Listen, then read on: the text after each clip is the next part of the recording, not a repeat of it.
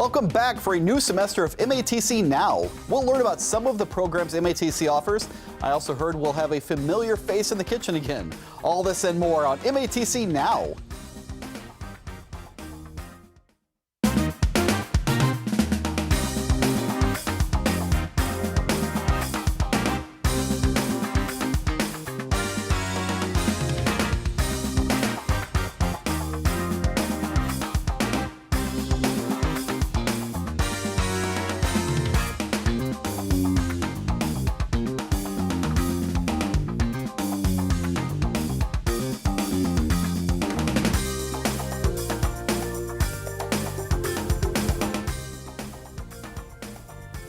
Good afternoon. I'm your host, James Charles, and we're glad you're here with us today. We're here with Norma Flores. Norma, welcome to the program.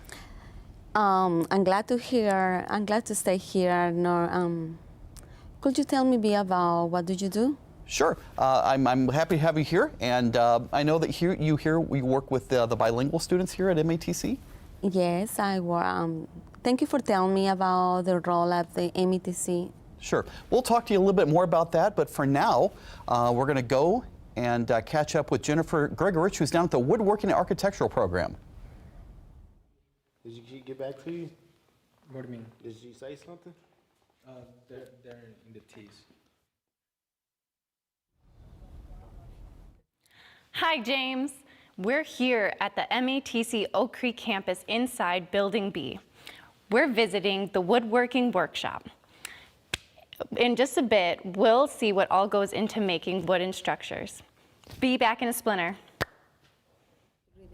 I love that we're showcasing programs that some people may not have heard a lot about, and student producer Yvonne Aguila-Garcia and Carlos Anderson will show us another one of those programs, such as funeral services. But before that, student producer Sage Todd takes us for a night on the town at karaoke night.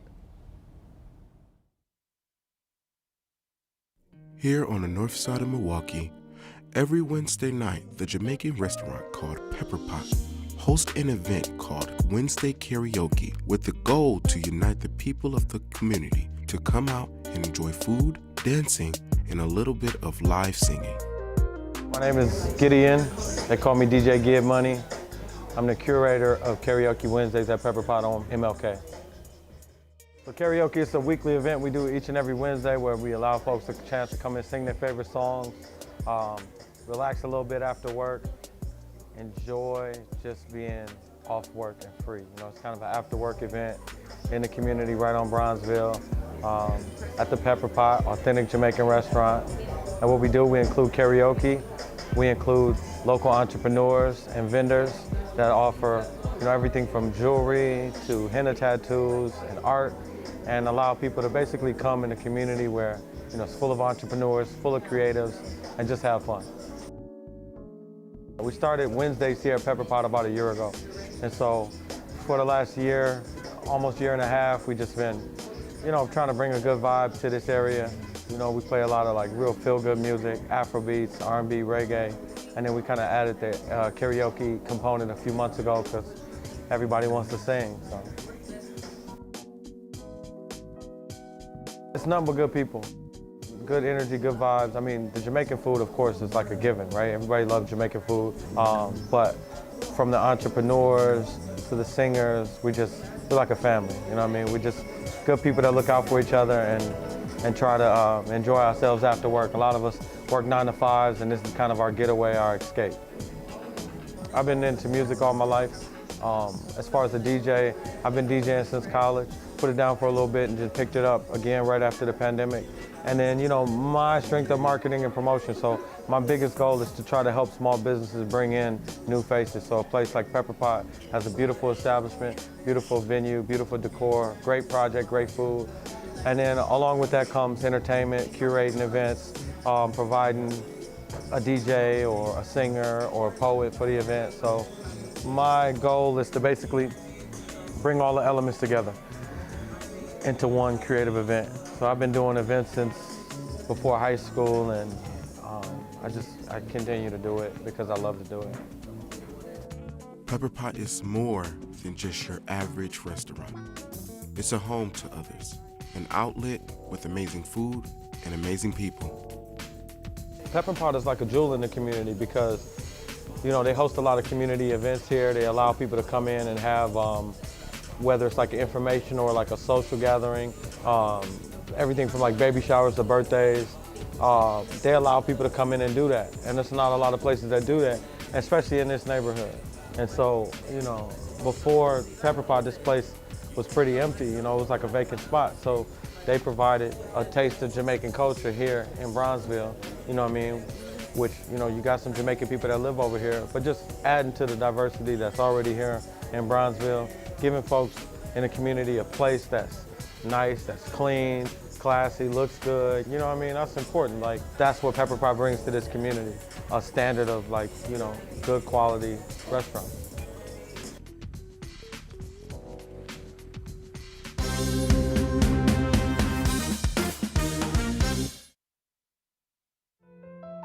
Today, for Program of the Week, we're at the West Dallas campus getting a look into the funeral service program, understanding the ins and outs about this career. So the job of a funeral director is essentially to care for the deceased. But along with that comes a lot of other different tasks that you're going to do. Of course, we're serving the families of the deceased as well. You know, they're coming to you at a really challenging time in their life. And there's a lot of questions unanswered. There's a lot of things that they need to do that they're not quite familiar with, and that's where we come in to kind of guide them through that process, help them kind of figure out what needs to be done, but then also to create a service or a memorial for them that, you know, is worthy of that person that they love so much. With our school, one of the opportunities we have for the students is to do hands-on embalming. We get cases from the Milwaukee County Medical Examiner's Office. We get cases from different funeral homes by way of families that want to perhaps donate for education. And it can be a challenge for some students. A lot of times they're not prepared for what they're going to see when they go back there. We have had some students who maybe that first time in an embalming lab is their first encounter with a dead body. And that can be kind of challenging to handle. No, yeah, seeing the person for the first time, you think they're asleep, you know, it doesn't register to you that they're not there anymore. Just seeing how the person looks when they first come in to the end product of them, they look more peaceful and at rest and everything. With our labs, I mean, we're there every step of the way. We're very much a crawl, walk, run process where, you know, we don't just give them some instruments and say have at it. We're back there showing them step by step, guiding them, helping them, you know, a little bit of hand holding along the way to make sure that they're comfortable moving through that process. As an apprentice, you will always have that guiding hand as that funeral director that will kind of direct you on what's a good move, what's not a good move. But it's when it's you and your thoughts alone in the prep room at 2 a.m., it's a different animal altogether. Something that we're doing in the state of Wisconsin is this apprenticeship opportunity for folks. And through that, our program offers an apprentice course. So it's a 2-day course. During the school year, it takes place once a month. During the summer, they have about 7 different times it takes place. And we invite anybody who's interested in funeral service, curious about it, wants to learn more, at least come and take the course. It's 2 days, 8 hours each day, and we cover basically all the day-to-day tasks and all the foundational information that somebody would need to know if they were walking into a funeral home on day one of their new job. And, you know, we'll have people who are considering doing this for a living, considering getting their license, and we tell them that apprentice course is a really good first taste at it to see, hey, is this something I want to dig more into and go for, or is it something I don't want to? Other states don't provide that kind of option, so that's something that we've been able to do and something that's really helped us and helped the profession. The state of Wisconsin, and I'll say the country as a whole, they have a huge job market to fill. So we definitely have a place for anybody whose heart is in the right place and whose head is in the right place and thinks they could make a difference in this profession. So yeah, check us out. We're happy to show you more whenever you need. So great hearing about the funeral services program here at MATC and how a new generation of funeral directors learns to treat our deceased family members with dignity and respect. Now moving on to another rewarding profession, let's get back to learning more about woodworking with field correspondent Jennifer Gregorich. Okay. Restart. Go. Hi, James. As I mentioned before, we are here at the MATC Oak Creek campus visiting the woodworking and cabinet making workshop. Today, we are joined with Larry Papalardo, the teacher of woodworking. How are you doing today, Larry? Doing good. That's great. What are some of the safety measures you have here in your workshop? Safety measures in the shop are you want closed-toed shoes, no sandals or Crocs, no loose clothing, and most important, safety glasses. Here you go. Great, can't forget those. And what are some of the struggles of making wooden structures? Struggles are more so is keep everyone safe, safety, make sure students are paying attention, you're not working too fast. You know, again, it's more so safety, pay attention. It seems like safety is very important here. Yes. What are some of the projects your students are currently working on? The students are just about wrapping up the nightstands, which is one behind you, and one of our current projects is we're making a podium for the police science program. That looks great. How long will it take until this is finished? They have about 4 hours in it, from starting from a little sketch drawing to drawing at full scale. The students are currently working on the shelves right now, and then we've got to get a stain cutter so we can get a stain and finish next. Wow. So probably 2 more weeks. Interesting. And what inspired you to start teaching? I enjoy doing woodworking. I did it in high school, and then from there I took this program here back in 04-05. I had a job at a cabinet shop for 17 years. I worked part-time 7 years from MATC, teaching nights. I have 2 years now teaching full-time the main program, and I enjoy having the students to learn a project, a hand skill that can go anywhere pretty much, and having them work on projects from start to finish. Wow. It sounds like you've been doing this a long time. About how many years have you been woodworking? 17 years full-time woodworking, 4 years in high school, so quite a long time. It seems you put your time in. Yes. And what are the students behind us working on right now? They're working on the shelves. They're going to go to the podium. The front edge needs to get sanded, so they're getting the finishing touches done on that. So. Impressive. Seems like they're hard at work.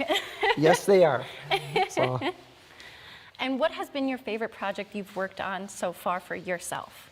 Project for myself, there's been so many of them. There's a lot of cabinets and entertainment centers and all that kind of stuff. So it's a wide range of areas. Wow. So. And how do you pick which wood would work for each project? That goes on more design and working with the customer themselves, you know, so you gotta talk to the customers, see what they're looking for, specialty cuts, simple design pattern, or anything else. Wow. So. It's very interesting. And yes. The wood, the pieces that have the different woods, how do you make that happen? That is, the piece of different woods are, you're learning to use the table saw, and you're cutting different strips, and then you're gluing all that up, going on a planer, joiner, squaring boards up, sanding, routering, and you're said and done. You have a nice, beautiful looking cutting board. Great. And how long is this course? This course is a 1-year program. It's 31 credits. Wow. So. Seems like it's a quick one. Well, yes. it looks like we're all out of time today, but thank you for talking to us and thank teaching you. us about woodworking and whatnot. If you're interested in the woodworking workshop, you can learn more at matc.edu. Back to you, James. Thanks, Jennifer. With all the programs here at MATC, a good tutor is necessary. Speaking of that, student producer Sam Bussey talks with the new TV video production tutor, Greg Clapp. But first, let's hear more about Yvonne Sanchez, an editor here at Milwaukee PBS.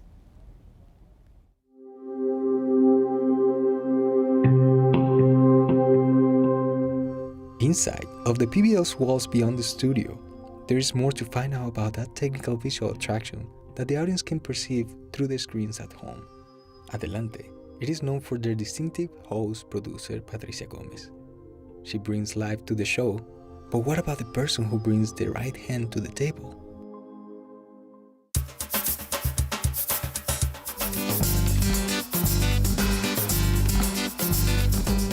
Hola, mi nombre es Yvonne Sanchez, soy editora, edito Adelante, el show de PBS en español.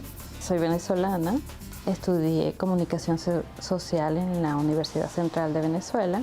Trabajé durante más de 25 años en los medios de comunicación en Caracas, Venezuela. La experiencia trabajando con Adelante ha sido fabulosa porque he aprendido muchísimo.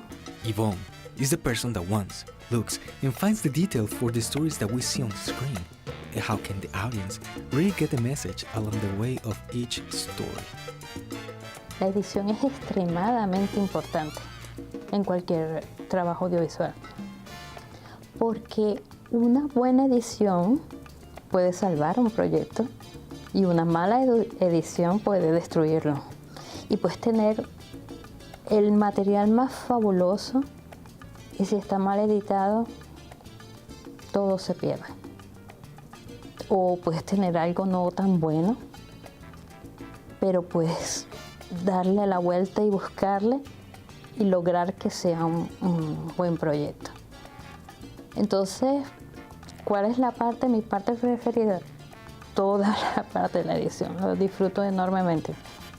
Her experience in this field has been reflecting the fabulous work for the stories that continue to be told in this side of the screen. Yo empecé a trabajar aquí en PBS hace 2 años y medio. En 2 años y medio ya gané un Emmy. He ganado 2 Milwaukee Press Club. He tenido 3 nominaciones a los Emmy. O sea, creo que en 2 años y medio son grandes logros. Mi experiencia trabajando con Patricia ha sido fabulosa. Nos entendemos muy bien. Ella es una persona comprensiva que entiende que todos tenemos que aportar al proyecto. Y eso es importante porque estos proyectos no son hechos por una sola persona, es mentira, siempre hay un grupo de gente y que todos podamos aportar y que eso se aprecie es muy importante.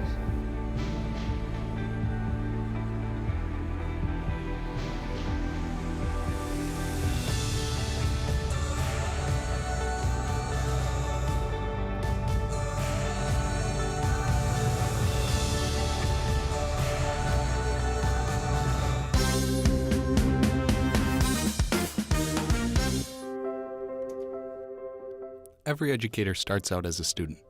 Greg Clapp is an alum of MATC's television and video production program who has found his way back to campus as a tutor in the same program he graduated from. I came to MATC actually after starting at UW Whitewater and decided that really wasn't for me. I was studying business there and had no idea what I was going to be happy doing. So I left UW Whitewater after a couple of years and transferred credits over to MATC and went into the horticulture program because I always worked at golf courses and really enjoyed being outside and stuff like that, and that's what originally brought me to MATC. I continued to work in horticulture at golf courses, but decided that really wasn't anything long-term that I could do. I didn't see myself out there at 60 digging out bunkers and doing things like that, planting trees. It wasn't the kind of thing I wanted to be doing for the rest of my life. So I literally went to the Oak Creek campus, which was the one that's closest to my house, and looked at the time they had a big wall with pamphlets with all the different majors. And I saw television and video production, picked it up and read it without any kind of past in video or interest in it, and just decided that seemed fun, pretty much, and decided to enroll and went through the program. When I was at MATC as a student, I really enjoyed doing live productions. It was a really chaotic, fun experience to learn live TV and just how it needs to go and how it can go and what can go wrong, what can go right. And it was just really rewarding. Being able to work in studio prepared me to go on to the next step in my life, which was getting a job in television. I knew I always wanted to do live, and here in Milwaukee, that's news generally. And a position opened up at Channel 12 for a temporary studio technician, which is basically like running robotic cameras and things like that. And having the studio time here, I felt really confident in applying for that job. After I was done with my position as a television technician, I got into editing at a different station in town, and I was one of the daybreak editors, which means I edited for the daybreak shows, which was midnight to 8:30. At the time while I was there, my wife and I were expecting our first son. So we talked about doing daycare and things like that, but turning over your 3.5-month-old to go to overnight daycare was a scary prospect. And fortunately, we were in a position where she could work and I was able to stay home with my son. That created some challenges also, more so with isolation. Myself, I was always a really social person, and I didn't realize how much of my socialization I was getting from work. So that led me to starting the Milwaukee Dads group, which is a social group for dads and their kids, basically. It works to bring dads and their kids together and dads together to socialize and just support each other. I never thought of being an educator at all, but my son went back, he's in full-day kindergarten now, and I had these big holes in my days. And I always thought about coming back into television, but news would never necessarily fit my schedule again. I loved the television and video production program when I was here. I got a whole ton out of it, and I had thought in the past about how I could maybe give back or get back involved with that. And when I saw that there was a position open for it, I reached out to some of my former instructors and asked, hey, do you think I would work out well in this position, and was encouraged to apply. So I did and went through the interview process, and it's come full circle, and I'm excited to be here. Right now with students, I'm helping out with their projects. As a tutor, it's primarily my job to help them get better grades and to show them how they can get better grades. I'm sitting in on classes too, so I can absorb some of their projects and know what they're doing, so that when they come to me, I'm prepared and I can help them solve a problem. The most fulfilling thing about being a tutor is seeing a student go from lost to being able to figure something out all on their own. It's very rewarding. In that way, it's kind of a lot like fatherhood in teaching lessons and trying to coach people along and be self-sufficient. So seeing that come to fruition is awesome. I love hearing that story about Yvonne. I think representation and highlighting more stories like hers inspires others to follow in similar footsteps. In honor of Women's History Month, I would like to introduce two wonderful ladies who help bilingual students and the Hispanic community here at MATC. We're here with Arlene Garcia Novelli and Norma Flores. Ladies, welcome to our program today. Thank you so much for inviting us. We are so happy to stay here, so enjoy the time with you. Sure. And Norma, tell us briefly about your role here. I'm a student service specialist for Office of Bilingual Education. I work with all of the students in English as a second language. I helping them to the office help of the student in different ways, like for resources, advocacy for the student, referring, connecting to the pathways, registration when they had a problem with financial situation. We helping them to find resources to getting money for different places. So we do a lot of things for the students. We are here to support all of the students. Sure, and working in conjunction with Norma is Arlene. And Arlene, an alumnus here of MATC. Yes. So I'm proud to say that I learned my English here at MATC through the ESL program, so I have a connection. But my role here at MATC currently is serving MATC students through the week ahead, which is a weekly newsletter that is sent out to students and also employees. So my current role is working with that, but on a side note, I volunteer for the HSI committee, which is the Hispanic Serving Institution Committee at the college, so that we can have the total population of Hispanic students at 25%, so we can get more funds, so we can offer more resources for the Hispanic students. Right. And we've spoken about our Hispanic student population, but Norma, you work with all students, students of other diverse backgrounds and other linguistic backgrounds as well, correct? Yes, I work with the student. English is as a second language. It doesn't matter where country you came from. As soon as English is your second language, I work with it. And I'm so happy to support all of the students in different ways. The office has a very good service. We are in the building T, 248. So we are pretty much all day here, and a personal assistant the students when they need support for us. All right. And briefly, what are some challenges that students of diverse backgrounds face here at MATC? We have now a lot of students are coming from different ways, especially for Latino population from the South. They are facing like the very impact is the language. So right. We support all of the students. The language is English is a second language. We support with the classes, what Arlene was mentioned before. ESL, we offer in ESL classes, GED programs. Sure, and it just sounds like the student population here of various backgrounds needs a lot of support, and it sounds like students have great resources that they can go to. Yeah. But for now, Chef Rex is in our kitchen next door. He's going to show us how to make some delicious chicken nachos. Thanks, James. Sorry I'm late. I got lost in the sauce. It's great to be back on MATC Now. I'm Chef Rex, back in the mix, and I'm excited to share with you some tasty recipes that I've got ready for the next few episodes. In this episode, we'll be making one of my favorites, chicken-loaded nachos. Whether you're hanging out with friends or craving something tasty, these nachos will hit the spot. Now, let's get cooking. For this recipe, we'll need these ingredients: tortilla chips, cooked shredded chicken, taco seasoning, water, shredded cheese, queso. I got queso con salsa right here, diced tomatoes, sour cream, guacamole, salsa, and shredded lettuce.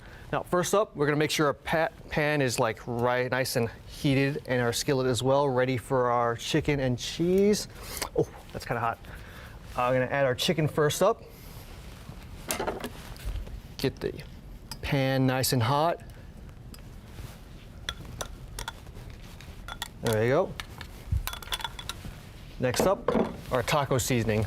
Gonna be generous with this. Make sure the taco seasoning covers every bit of chicken. In fact, I'm not even gonna use this. I don't abide by the rules. There we go. That's how you do it. That's the Chef Rex way. There we go. And then, finally, some water. Make this chicken come together just a bit, maybe like 1/3 of a cup right there. And I'm just gonna make sure that everything is nice and mixed together.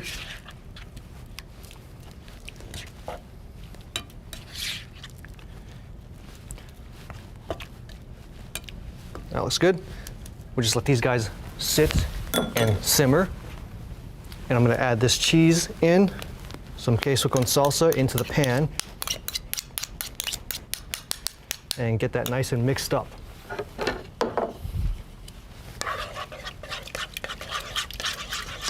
We're gonna cheesy in here. Look good. And turn down that heat, make sure our chicken doesn't get overcooked. While our chicken and queso are getting ready, let's prep our other ingredients. We'll need tortilla chips first of all. Get a nice foundation going. Don't want to let these guys get away from me. A nice foundation, make sure our chips aren't homeless. We got a nice home here. And check on your chicken while you're doing this. You want to make sure that your chicken is not overcooked. No one likes dried chicken. So, it's good. Let's just mix it around a bit more. Mix everything nice and fully cooked. Our chicken looks great. Along with our queso, I'm going to turn that queso heat up just a bit. Now let's sprinkle some shredded cheese over our nachos. Get a nice fun party of cheese going on. Beautiful, beautiful. Our queso is nice and hot. We're gonna lay that down. It's kind of watery, but I'm a wet boy, I'm a moist boy. I love wet nachos. What can I say? You can get hydrated with these nachos as well while you're at it. Now, finally, let's lay down our bed of seasoned chicken. Get a nice cozy blanket of chicken right on there.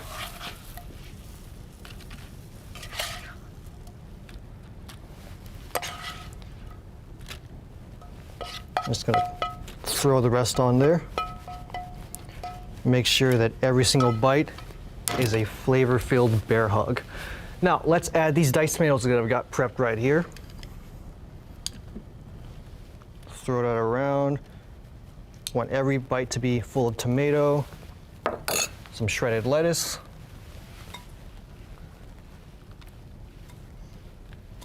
sour cream. And I'm just gonna, pow, look at that.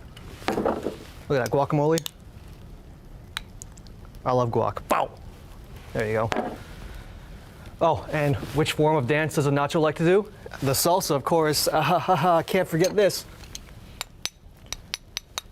And salsa to top that off. And there you have it, loaded chicken nachos, ready to impress your guests or satisfy your snack cravings. Thanks for joining us today. I'm Chef Rex, and remember, if you see a walking taco down the street, it's probably trying to get to our next episode. Back to you guys in the studio.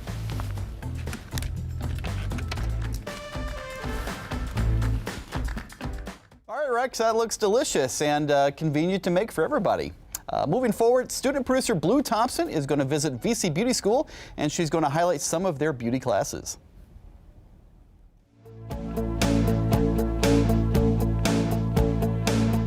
From instructors who genuinely care and support you, to a tight-knit environment and community that feels like a second family, not only will you gain an education, but you'll also gain a sense of belonging that goes beyond the classroom. VC is just a positive energy that is just never judgmental. So I feel like we are very welcoming and very open, and we just want to teach as many people how much to love yourself as much as we can. I feel like everybody's just kind of a family here. I feel like even though you're going through something, like, you can always talk to somebody about that, and you always have someone that has your back. There's literally no corner in here that you can be ashamed of or you can be judged in, anything like that. It's just a very warm and welcoming environment here. VC makes sure to stay up to date on trends and techniques to ensure that their students thrive and are well prepared for the beauty industry that's constantly changing. I think here they give us a lot of real world practice, which is really nice. We're constantly learning like the business aspect of things and how to really excel outside of school and not just focus on what we learn here. We constantly are learning new skills and even advanced skills. So we get to learn stuff like balayages and all that more advanced stuff that usually people perform in salons. So yeah, it's really fun to experiment with color, and they let us do that here, which is really nice too. The possibilities are endless once you graduate. Whether you aim to start your own business or want to work in a salon, you are set up with a variety of skills and techniques to make sure you make your mark in the beauty industry. Obviously, I think everybody would love to own their own place. That's definitely mine. I've always been a very independent person, so I feel like working in a salon would be really nice because you get to collaborate with people, and I'd love to do that. But end goal would probably be to just be on my own, have some independence. I definitely do want to start off at a salon.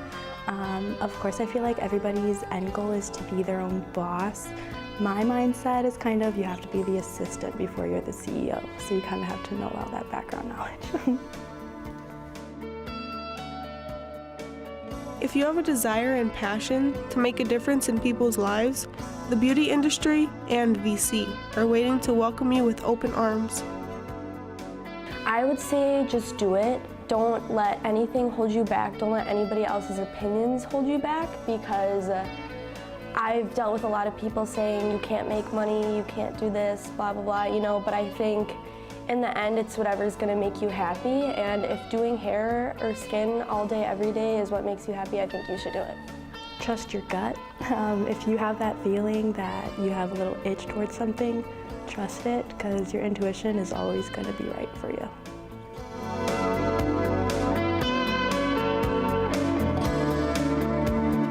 Vici offers a 10% off discount to any service for college students. All you have to do is provide a valid college ID at the time of your service. Of course, these services are performed under the supervision of licensed professionals.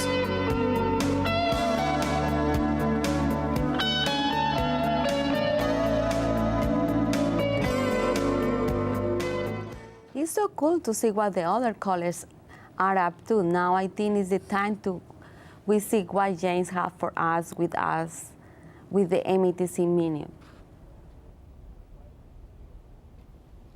Are you feeling like you need to bring some life back into your skin with these cold winter months? MATC's beauty program has a spa called Skin, and they are now offering 20% off at their Mequon location until May 3rd, just enough to get your skin looking good for graduation. Speaking of, if you're wanting to attend graduation, you must apply by March 31st. MAT is offering suicide prevention training, which can help you recognize the warning signs of suicide crisis and how to question, persuade, and refer someone in crisis for help. Join MATC Counseling and Psychological Services for a virtual training. MATC is partnering with Growing Minds, inviting you to register for Approaching the Difficult. Experience how the tools of mindfulness can help you find a place of stability and a sense of inner strength amidst the challenging emotions and situations in your life. This is offered online now until May 31st. And just a reminder that this Wednesday is March 13, which is MATC Day. There will be no classes held online or in person. Thank you, James. Speaking of finding peace and difficult time, let's see where the student produced Eileen Perez they asked for the week, James K.A. I'm student producer Eileen Perez. I'm at the Conservancy for Healing and Heritage, and this is another hidden Gem K.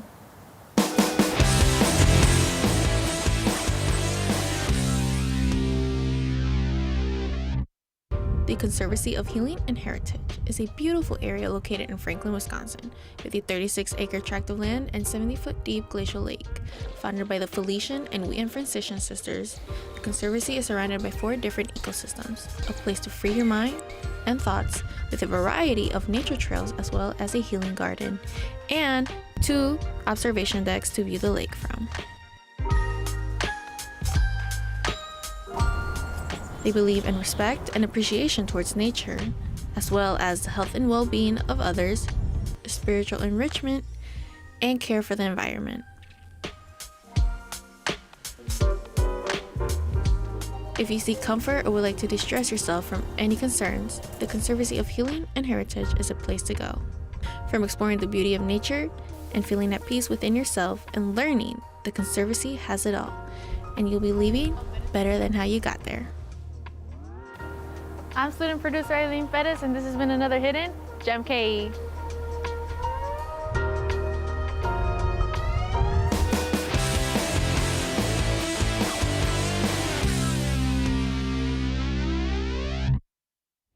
That looks like a wonderful and tranquil place for all of us to find relaxation when we need to. Thanks to all of you for joining in for another episode of MATC Now. Thanks also to our co-host Norma and our guest Arlene. I'm your host, James Charles. We'll see you next week for another episode of MATC Now.